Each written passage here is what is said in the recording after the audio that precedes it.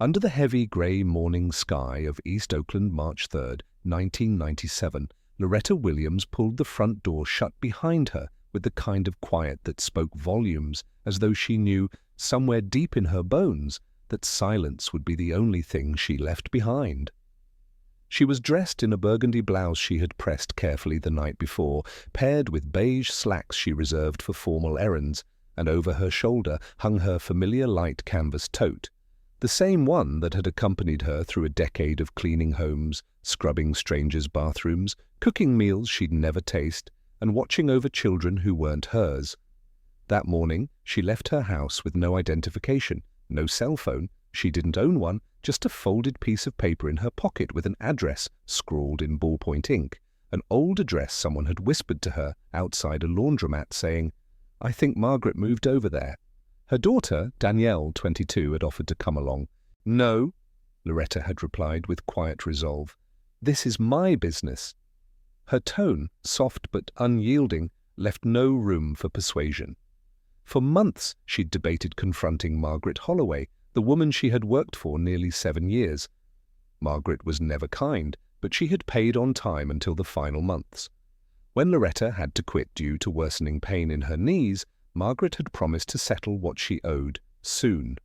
Then she vanished. Changed numbers, changed houses, evaporated.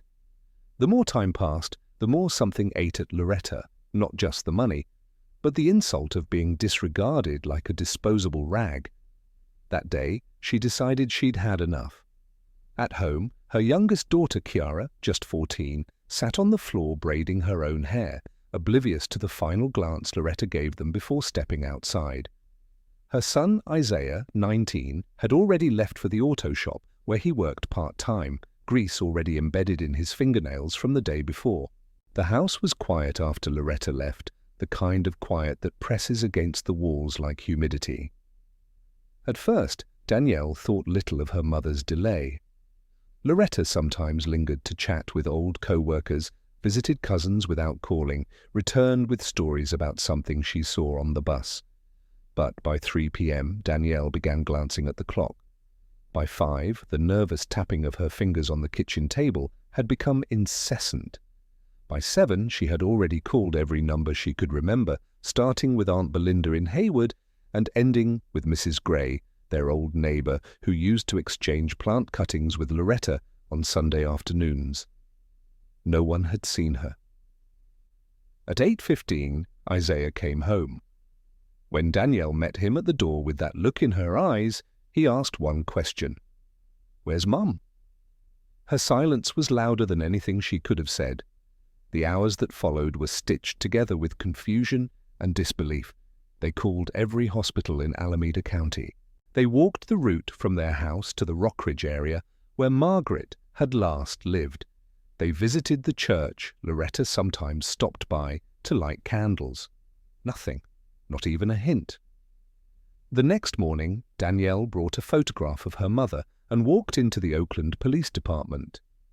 The officer behind the desk glanced at the image, then at her with an expression carved from indifference. Was she sick? No. Was she depressed? No. Had she been drinking? Absolutely not. He exhaled. Maybe she left voluntarily. That happens. Danielle stared at him. My mother went to collect wages she worked for. She didn't vanish for fun. He handed her a form. We'll file a report, but you need to wait 72 hours, then we'll see. Over the next 3 days, the family did what families do when law enforcement doesn't move fast enough. They printed flyers at the corner store and used the last of their grocery money for staples and ink. They posted photos at every BART station from Fruitvale to MacArthur. They spoke with bus drivers, cashiers, street vendors.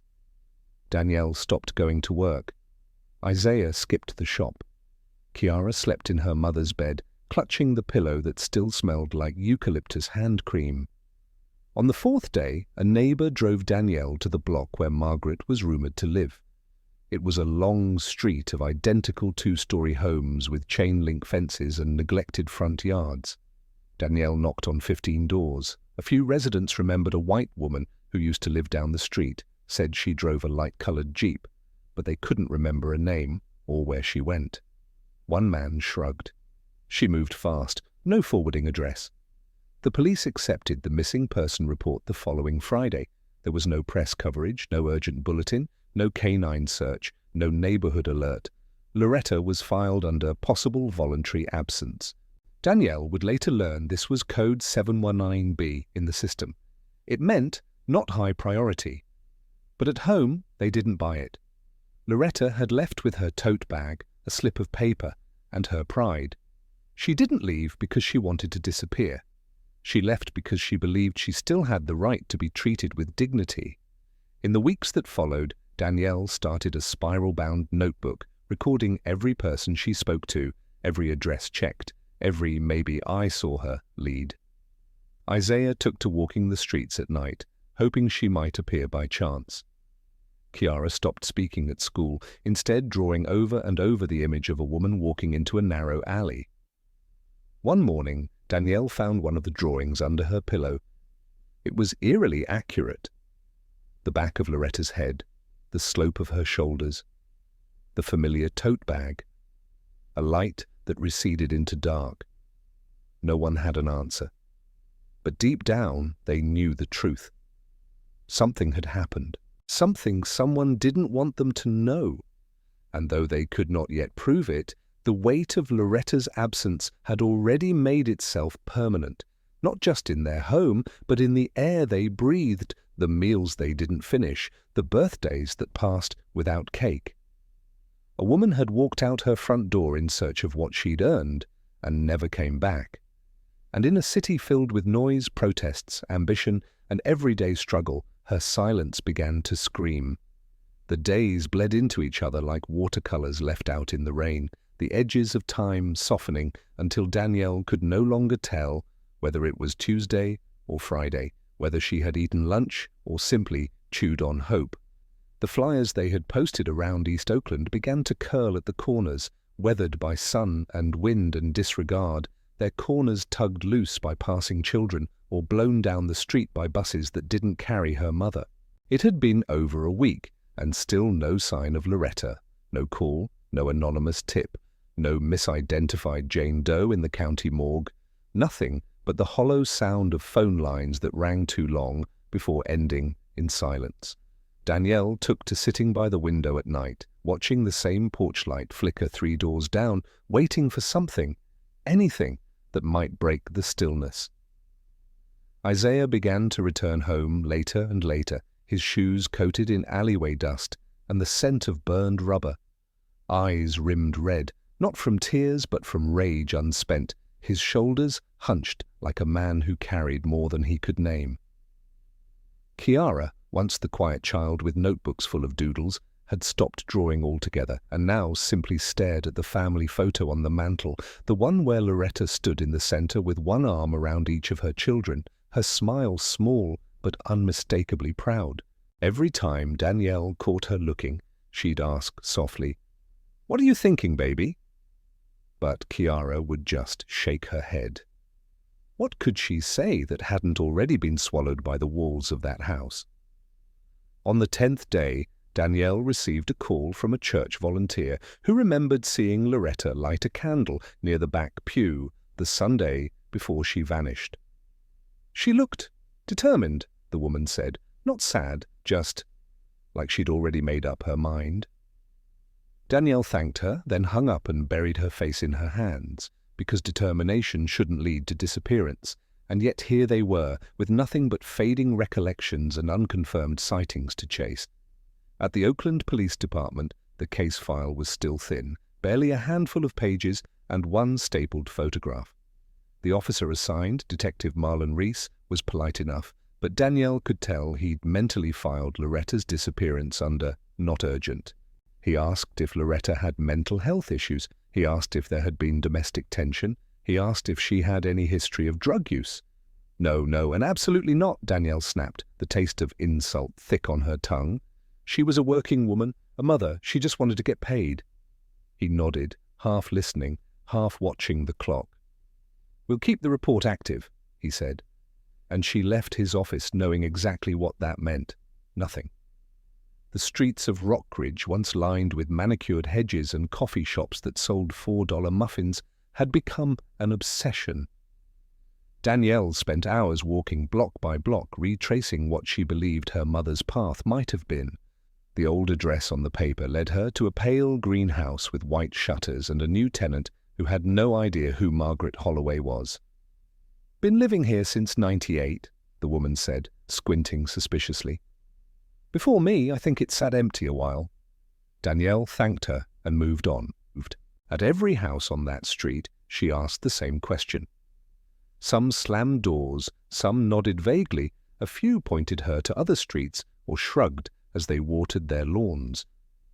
One older man, with a wheeze in his voice and a tangle of garden hoses at his feet, recalled seeing a woman arguing near a white Jeep years ago, but couldn't place the date or the woman.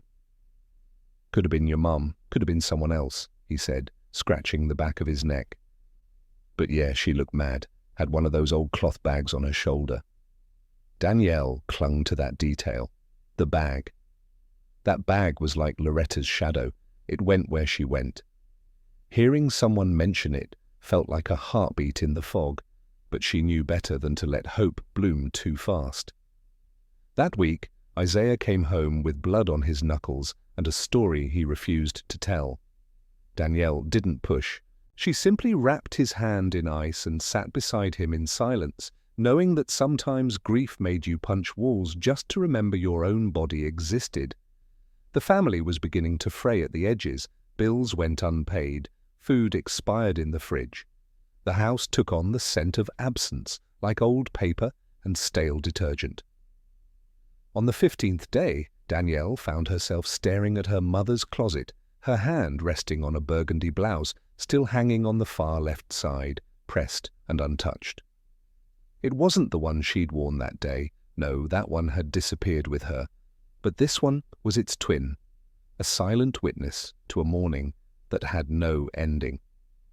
She brought it into the living room, laid it across the arm of the couch and sat beside it as if waiting for it to breathe. That night, Chiara asked if they could eat dinner in the dark. When Danielle asked why, she whispered, "Because it feels more honest."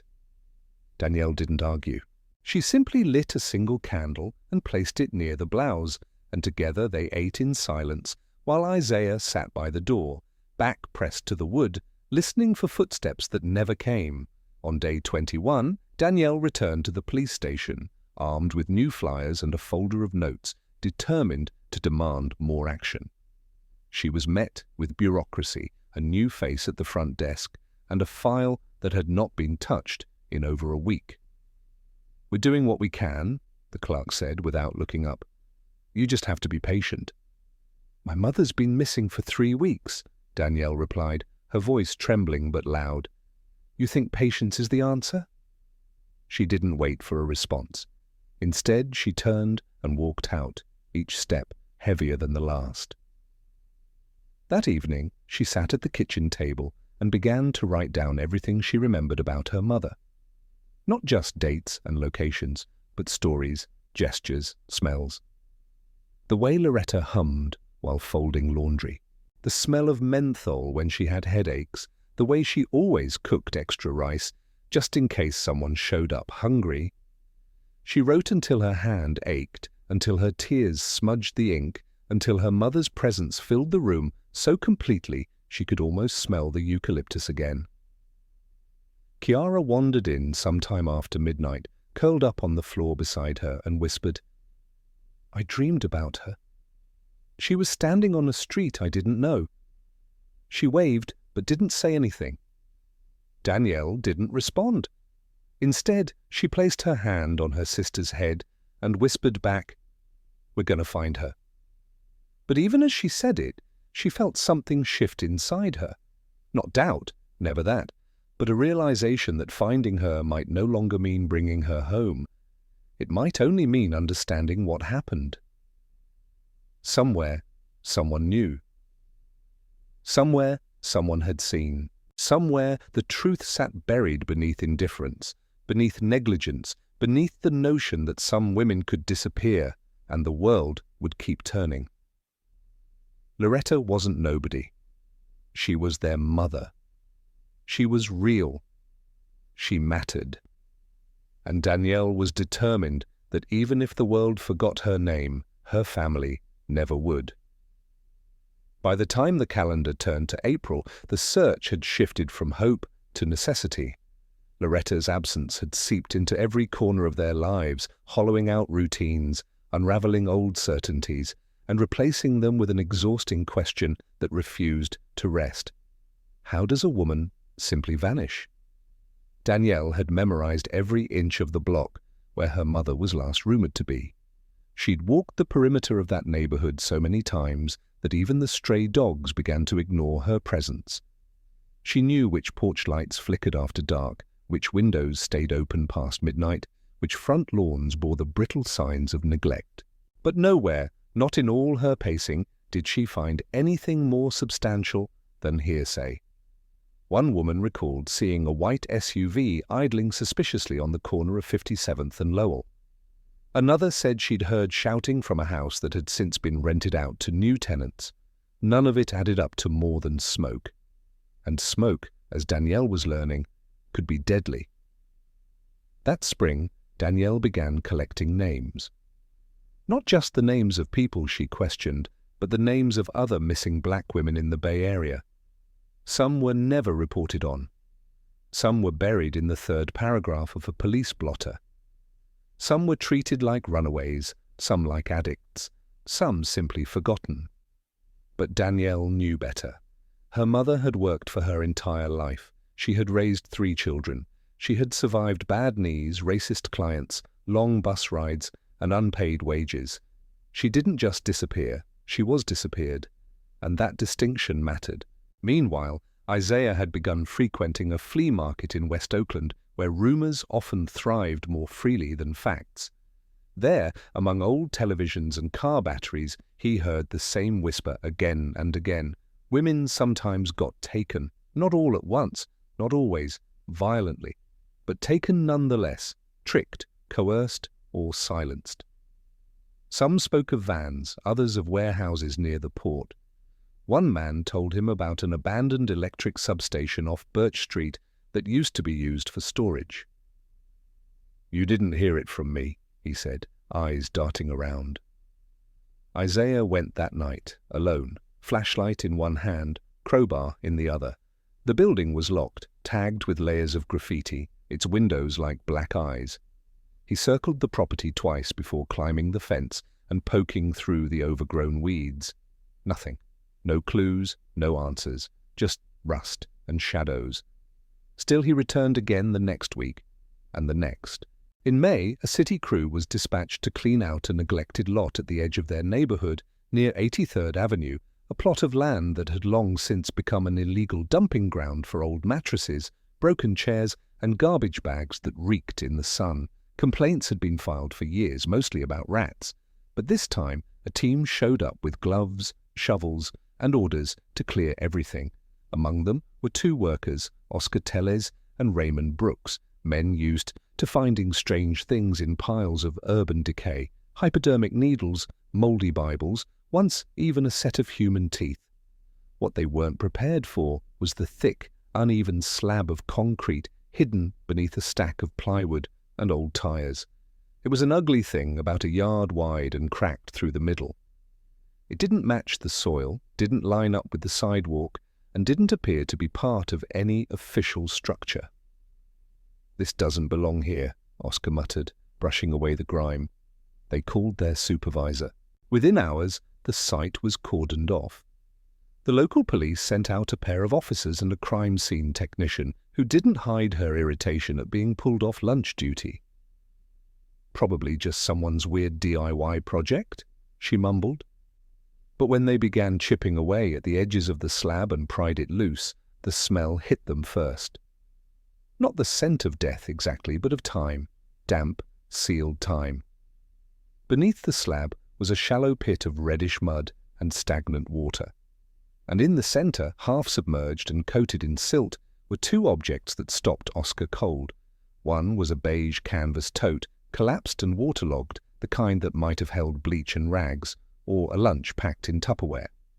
The other, a faded burgundy blouse torn at one seam, one button missing.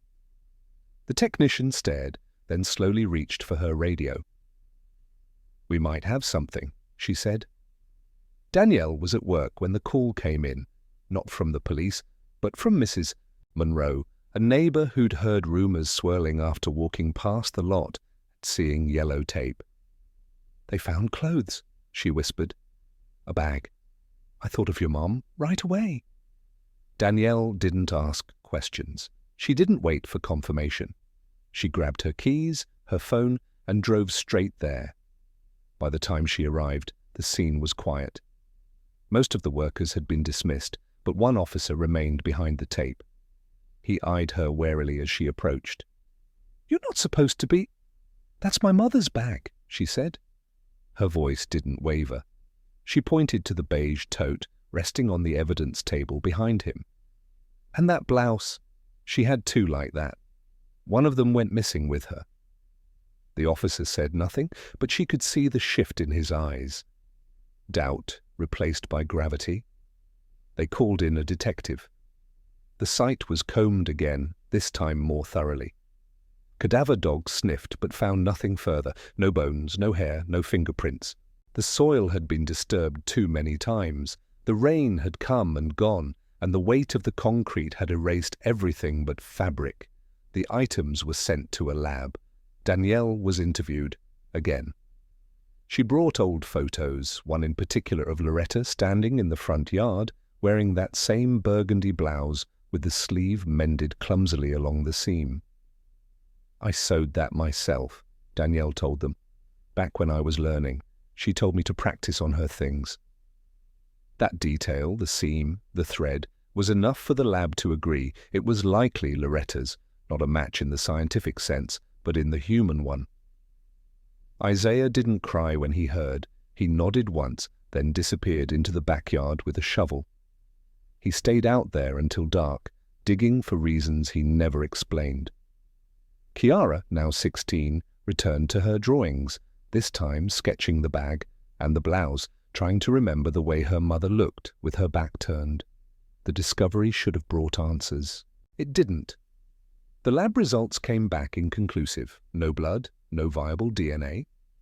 The fibers matched manufacturing batches from the mid-90s, but that was all. The coroner's report was blank. There was no body, no death certificate, just items, things. And things weren't enough for the law.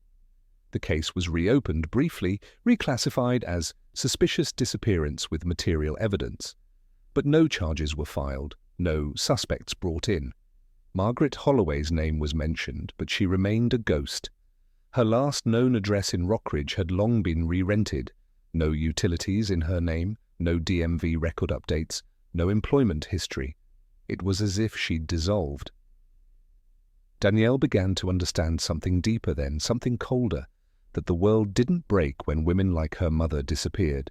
It just kept moving, grinding over the loss, smoothing out the rough edges until no one remembered they were ever there.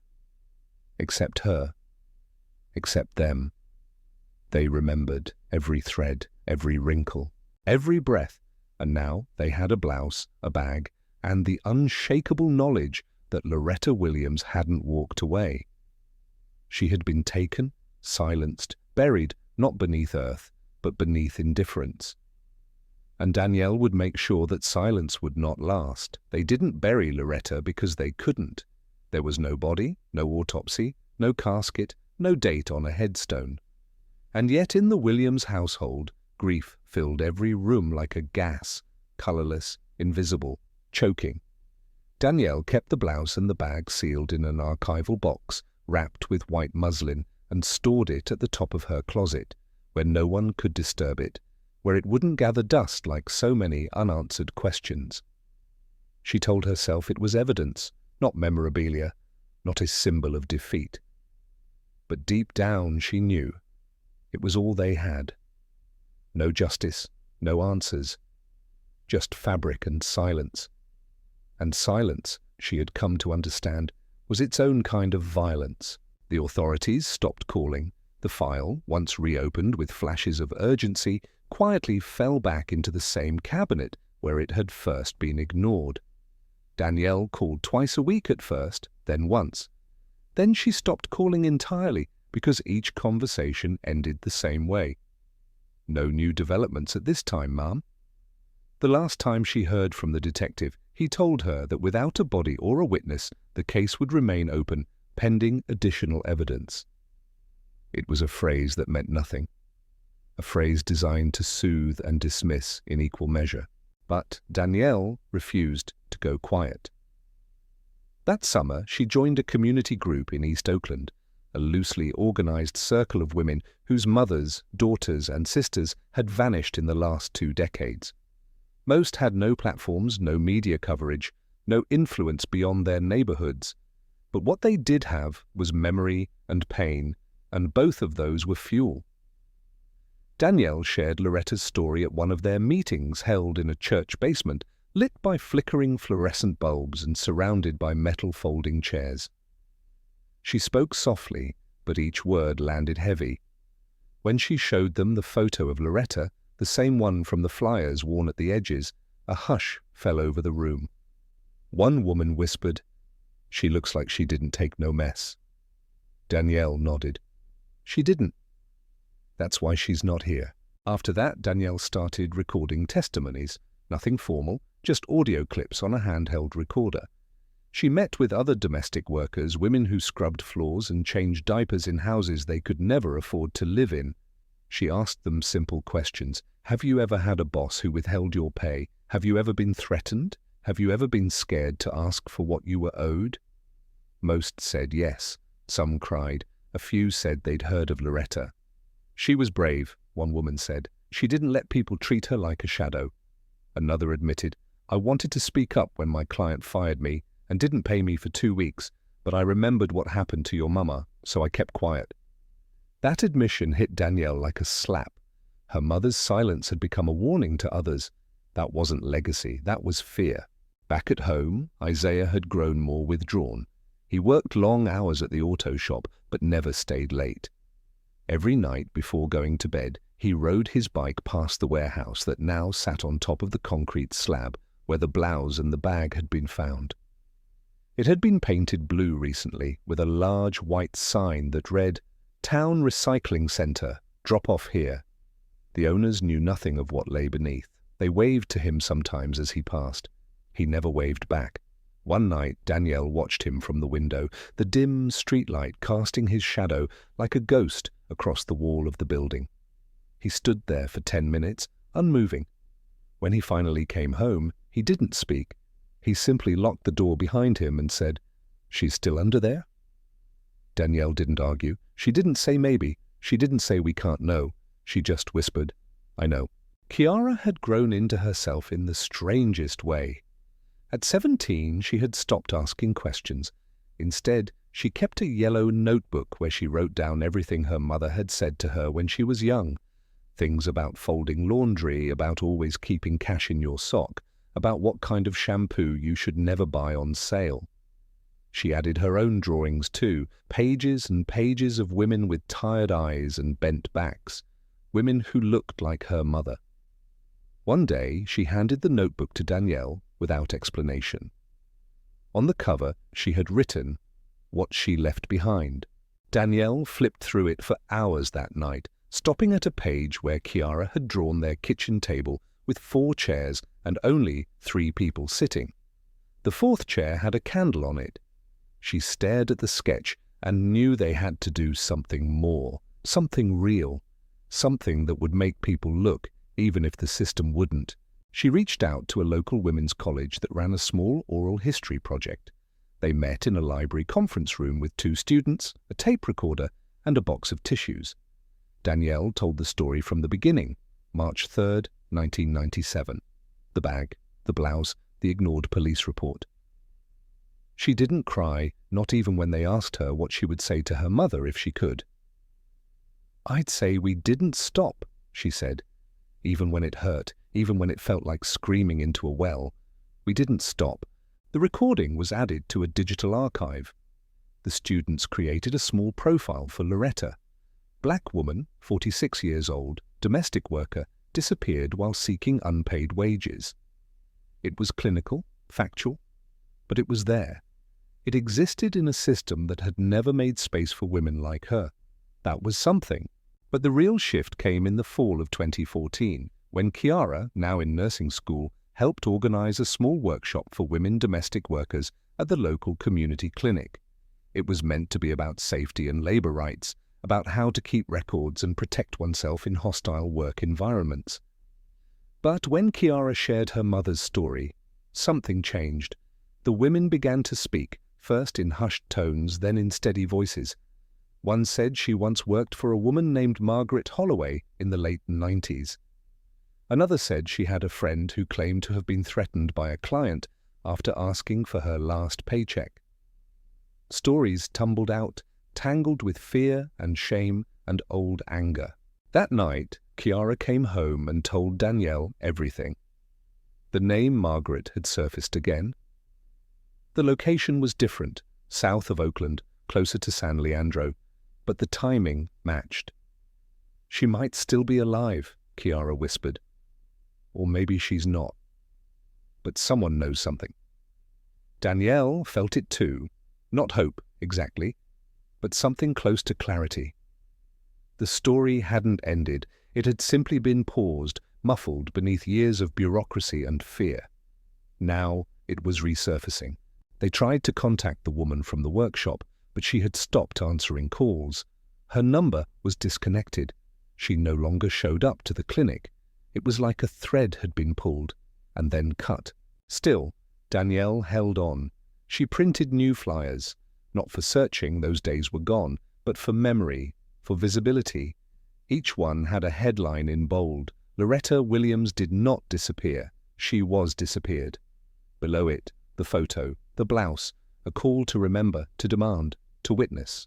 She hung them on community boards at bus stops, outside grocery stores. Some were torn down within hours, others remained for weeks. Every so often someone would stop and read. And sometimes someone would ask, "Is this your mother?"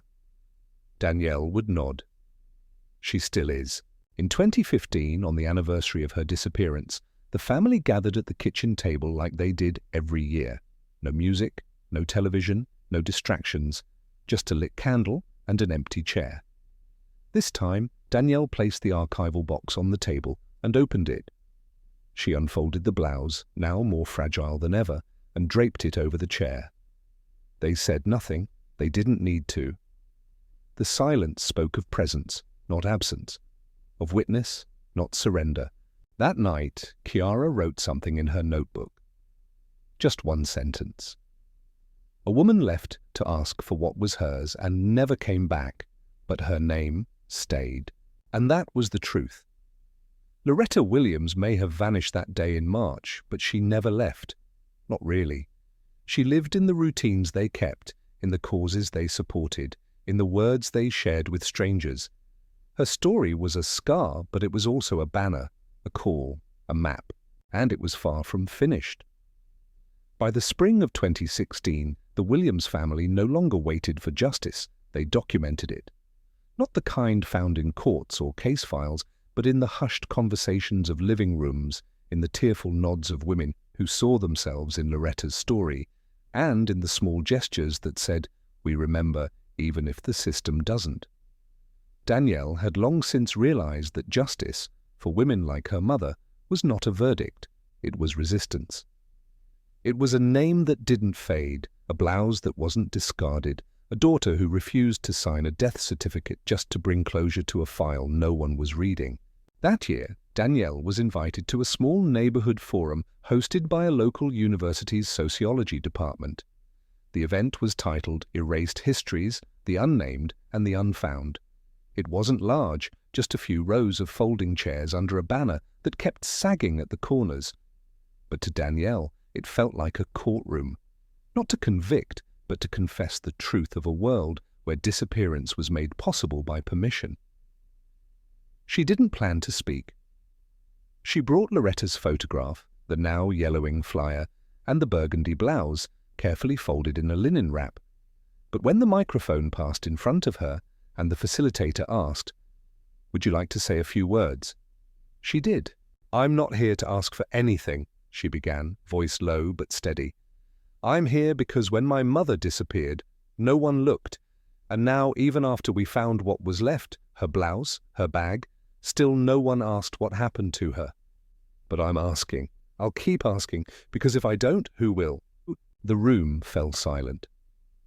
She didn't cry, didn't tremble. She simply returned to her seat and placed the blouse gently on her lap.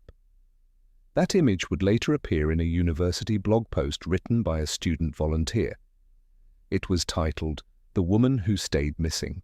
Not long after, a young woman approached Danielle outside the clinic where Chiara volunteered. Her name was Luz Maria. She was new to the area, soft-spoken, with hands that trembled slightly as she clutched the strap of her backpack. She'd heard of Loretta's case, she said, from a friend who'd seen the flyer at the fruit stand on 82nd. She wasn't sure, but the name Margaret Holloway sounded familiar. She had worked for a white woman named Margaret years ago when she first moved to California. The woman had been strict, cold, sometimes verbally abusive. And then, one day, she vanished. No explanation, no final paycheck, just gone. "Did she live near Rockridge?" Danielle asked, heart quickening. "No, in Itacalco," Luz replied. "South Oakland, near the old train depot." "Do you remember anything else?" Danielle pressed. "A car, a phone number?" Luz paused. "I remember she had a sister, or maybe a cousin, someone she used to call Minnie, and she once mentioned moving to Arizona."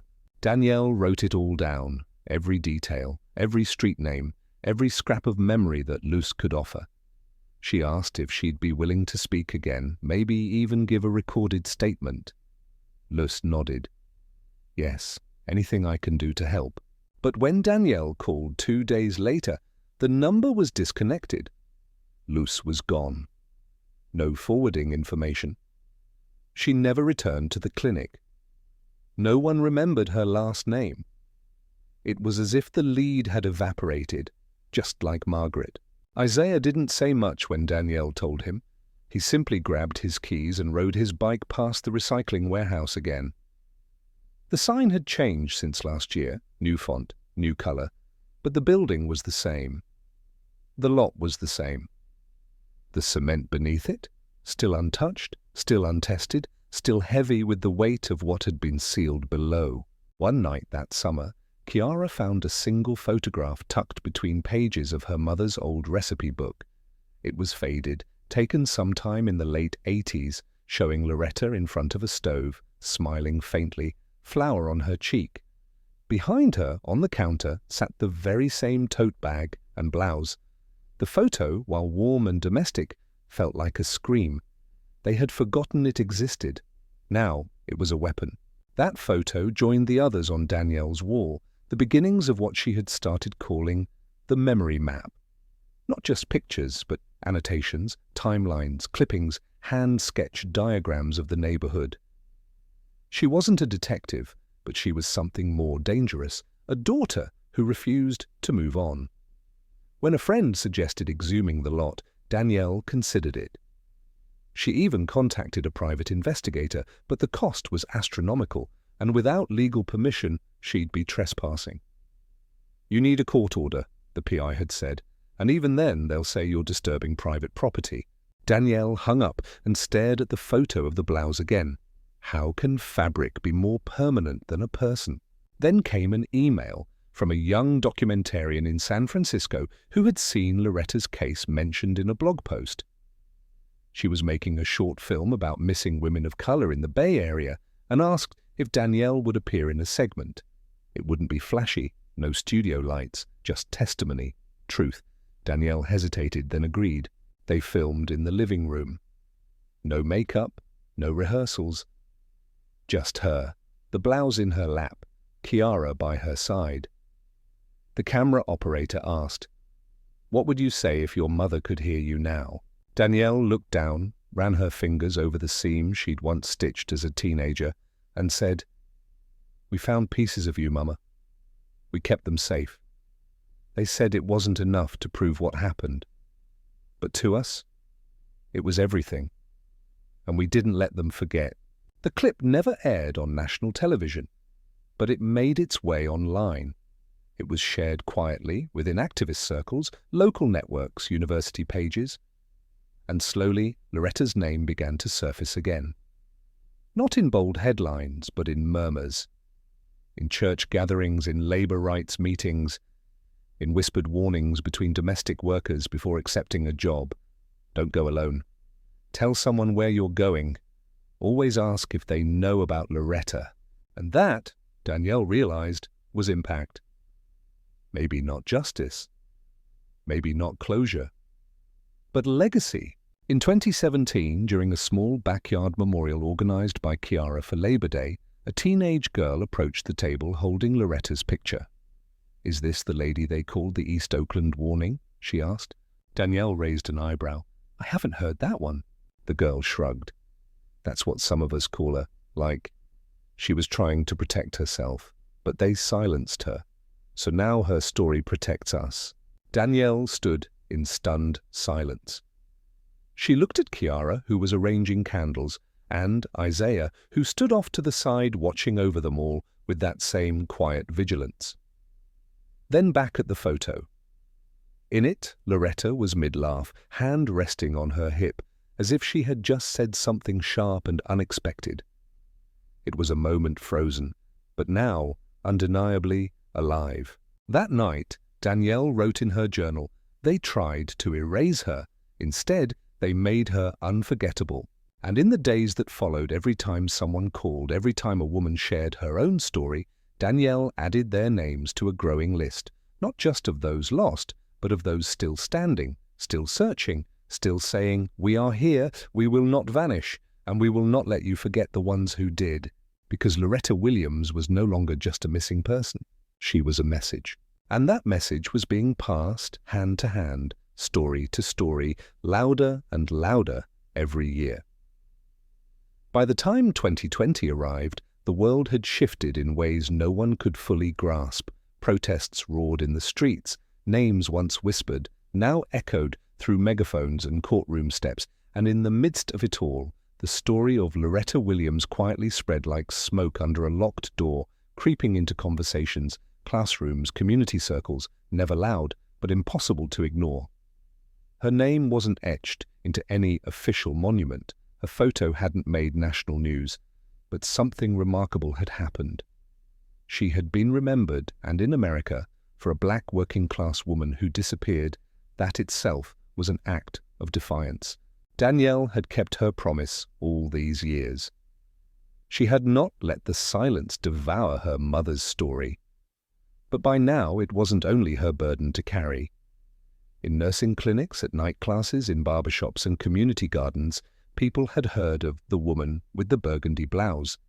Mothers told their daughters about Loretta before their first job interviews.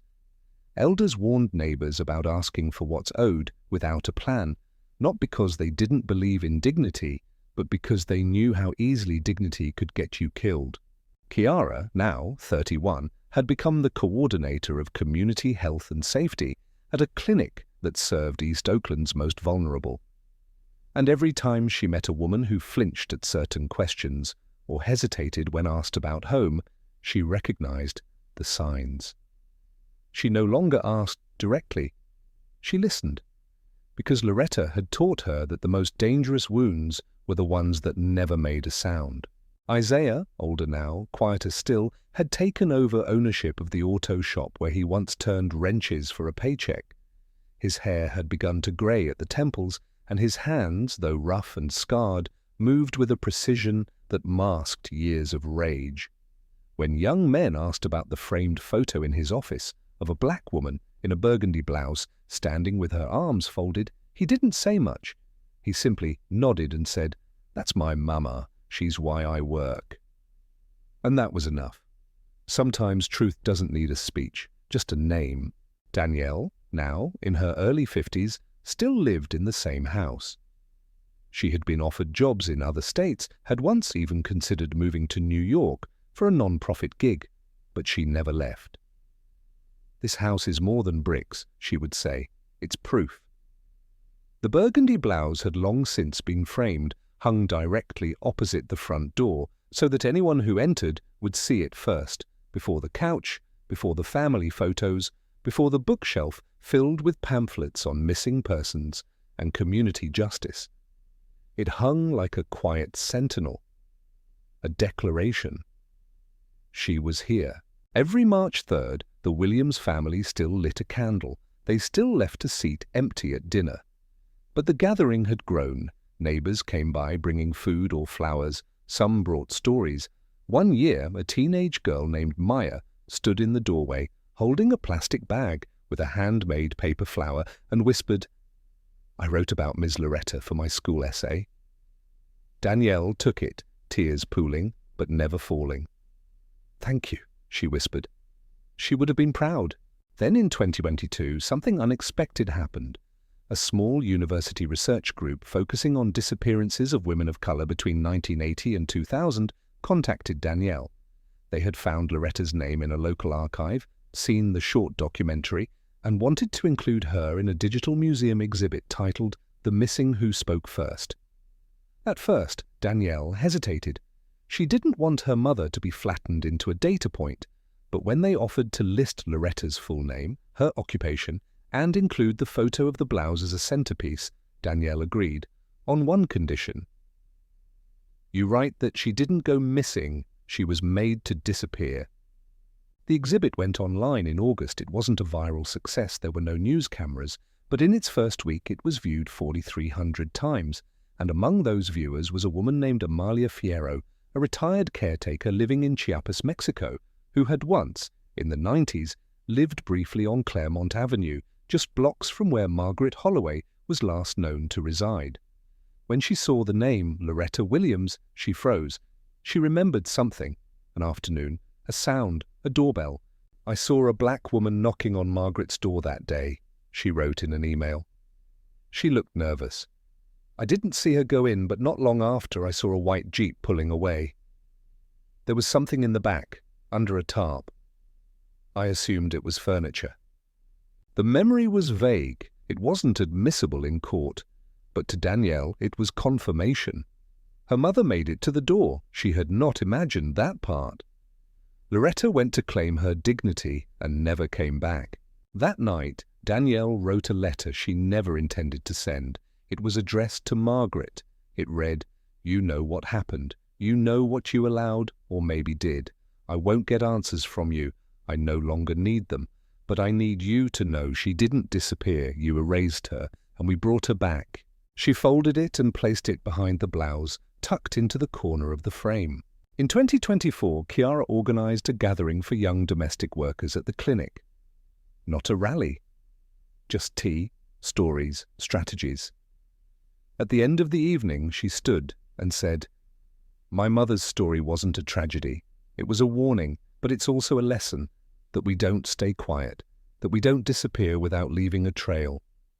She paused, then added, "That trail is us." That year, a yellow envelope arrived in their mailbox. No return address. Inside was a black and white photo printed on low-grade paper. It showed a woman from behind walking down a city street, a tote bag on her shoulder, short curls visible beneath a headscarf. The photo was blurry. The timestamp was from 1997. It could have been anyone. But Danielle stared at it for minutes, breath caught in her chest. Chiara came over and took one look. "You think it's her?" Danielle nodded slowly. "Maybe. Or maybe it's a reminder." They never found out who sent it. They never confirmed the image. But they placed it inside the family archive in a folder marked "Unanswered but Not Forgotten." In 2025, Danielle's granddaughter, 11-year-old Ava, submitted an essay for a school project titled "The Strongest Woman in My Family." She didn't write about her mother or her aunt. She wrote about Loretta Williams. "My great-grandmother disappeared because she asked to be paid," Ava wrote. "They say she was brave. I believe it. I wish I met her. But I feel like I know her." Her teacher sent a note home. This was one of the most moving essays I've ever read. Danielle wept when she read it, not because it hurt, but because it proved something had endured. Loretta wasn't just a woman who went missing. She was now a name passed down, a memory preserved, a strength inherited. No one ever found a body. No charges were filed. Margaret Holloway was never located. But Loretta's story refused to fade.